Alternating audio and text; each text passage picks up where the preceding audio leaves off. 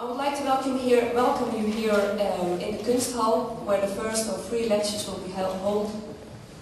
This first lecture will have AMO as its subject, and René de Graaf, who is co-director of AMO, will talk about... This is about our work in general of AMO. The next lecture is about China, and the last lecture is about the work we've been doing with the European Commission, of which I will show a little bit tonight. The overriding title, probably the best sum up of the effort that we in our practice have been undertaking for the last 7 years, which through kind of giving you a singular professional identity condemns you to deal only with certain subjects, and often condemns you to ignore the context in which that subject is produced. As a background decorum to contemporary, or at that time contemporary event, what architecture, let's say, to most people really is no more than that. The book is, in a way, a kind of more radical version of an earlier book, AMO's.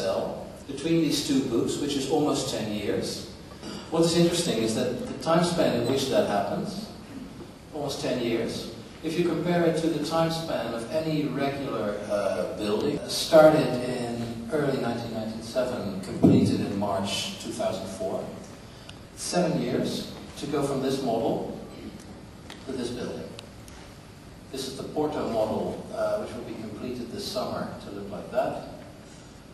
This is IIT, completed last summer. This is the model. This is the realization, 7 years. Seattle started in 1999 to be completed in the fall. Time immediately after AMO's. What is kind of interesting about AMO's is that it is a bestseller. It was at the time, particularly fame in architecture and success as a business are 2 not necessarily convergent and often diverging phenomena. In yellow are the projects. With a cross through it are the projects that remain projects, never got built. Of often design development, sometimes construction documents, and still were aborted at a very late stage. I still remember coming to the office and came into the office as the commission called MCA, who was the grandson of Samuel Bronfman, who had in 1954 commissioned Mies van der Rohe to do the Seagram building in New York. In the first month after the commission came into the office, I think the program changed 15 times. The Seagram building of 94, which still could be a mark for a company, which still could provide an architectural identity to a fixed company profile. This was done by an approach where we separated the program into a generic part, specific architectural interventions, executive, collective, circulation, and experimental tower. I mean, it got aborted, I think, halfway through construction documents, because a later company, a movie studio, a music giant, and an internet specifically kind of, and also can seriously think about the time in which it was produced. It is a time of the market economy, it's a time of liberalization, but also largely the time in which architecture, which is kind of portrayed as an inverted skyline on the top. In 1998 we created AMO. It was a parallel to our architectural office, OMA. Defined the thinking in architecture, defined the conceptual thinking in architecture, and put it to the use. In architecture, we're kind of confronted with seemingly random desires for buildings, and often through kind of successively changing loyalties to individual clients. Very often not in a position to formulate a coherent agenda. The idea of AMO was that through their involvement on the other level, that they could make a synthesis, kind of the individual and segmented involvement of OMA, often with side offices in, let's say, on either side of the Atlantic. And AMO as a kind of virtual entity operating between the 2.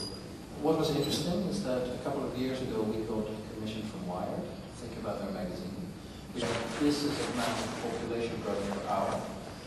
This is a kind of map of the GDP of the world. Again, the cities, more particularly the agglomerations related to GDP growth. A blueprint needs to be found to accommodate all of this change. And it's also the part of the world where the city of the future will be constructed. Actually, in both conditions.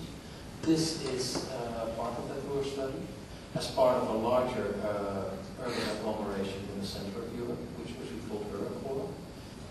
10% of the people lives on 1% of the territory. It is an entity consistent of small cities, and even though the combined number of inhabitants is 32 million people, there is not a single city of small cities that by expanding together form this kind of oil spot. Basically have become to form this mega city. It is part of a very old entity of cities, a collection of small cities.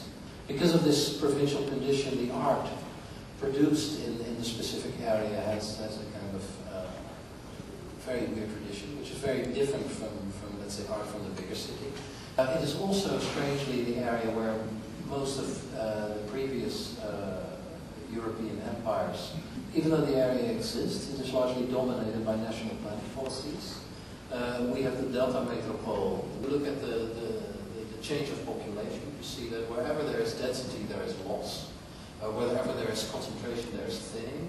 Wherever there is open space supposedly to be preserved, there is actually a picture of the Ruhr Valley. An already not very dense urban condition losing people in favor of a condition which is even less dense. What you see here is an example. It is the group called the Green Berets International, which kind of used the forests or the open spaces for military maneuvers. It's an excuse for certain gay groups to meet, dress up as soldiers and wrestle in the mud. This is one of many, and it's one of very many subcultures in this area. Is a concept which we called Easy Europe.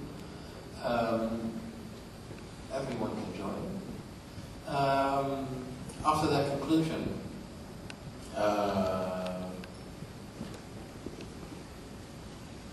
it's art supposed to represent the entity of the 21st century. The euro is celebrated in this kind of way. This is an image by a Turkish artist made for Europe, which kind of portrays Europe as a ship. These individual flags that once were the sails of a ship in 2002, we studied it, slowly amalgamated into a barcode. It looks like this. A European spokesman, no matter what he would have to say, would be infinitely more interesting if he would speak in front of a European barcode. A European answer to American patriotism. A kind of popular Europe. We presented this as a symbol. None of us ever called it a flag. It was a proposal for a European embassy, mass-produced in a container with information about Europe, which could theoretically land everywhere in member states, but also maybe one opening every hour across the world.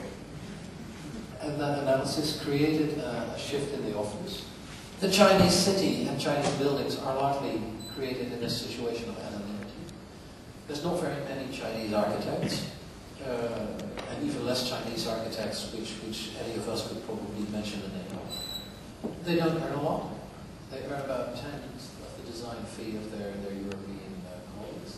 So what is kind of funny is that an involvement with the Shanghai World's Fair, which is supposed to take place in 2010. Then China, which 3 million people live, which means that 50% of the world population lives on 10% of its surface. Shanghai's biggest obligation is to kind of give face to that second era. Asia has a long tradition in that. This is a Chinese bonsai tree, sometimes associated with kind of totalitarian point of views. This is an effort by Japan, China, and Korea to join forces, to kind of break the monopoly of windows. And recall, this is a Chinese car from a spark.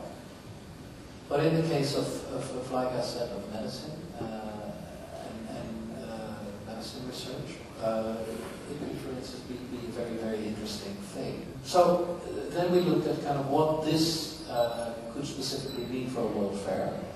And one of the biggest impact that this conclusion has on the nature of a World Fair is that probably the National Pavilion, as a symbol of a kind of individual enclave, infrastructure, thematized, industry, foreign, medicine, religion, climate. China as a ring intersecting all of them. Exposition is to kind of define the exposition as a new approach to science, art, and business. And to define the whole World Expo as a kind of social equivalent to the kind of mega industrial projects that are taking place in China. So that the World Expo, if anything, advocates a kind of social mega project that provides an alternative.